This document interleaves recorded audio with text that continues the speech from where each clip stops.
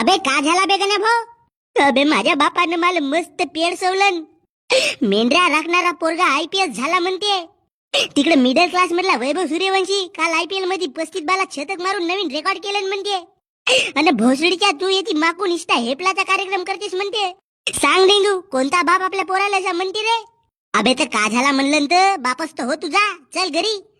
घरी कसा येऊ मित्रा? दरवाजा समोर ठेवलं नाही कुत्रा. बे गण्या भाऊ भोकात गेला गण्या भाऊ. मी चाललो मोठ्या शहरामध्ये. आता मोठा माणूस बनल्याशिवाय येतच नाही गावात. मोठ्या डगर हेलिकॉप्टर मध्ये येतो मी गावामध्ये. आता पाय मोठा होऊन माझा आंबा नाही गिनो या घरी बायले. हसडीच्या गलत्या तूच करतेस ना. तुझाच आम्ही ऐकून का बे? अबे कायची गलती केलो बे मी ना? आता तो IPS झाला म्हणून मला MPSC UPSC कर म्हणतेस का? अबे 10वीत चिटिंग नसतो केलो तर पास नसतो झालो बे मी. भोसडीच्या मी तिकडे IPS कसा बनीन बे? माझ्या बापाला तो IPS बनला त्याच्या मागचा संघर्ष त्याला दिसला नाही.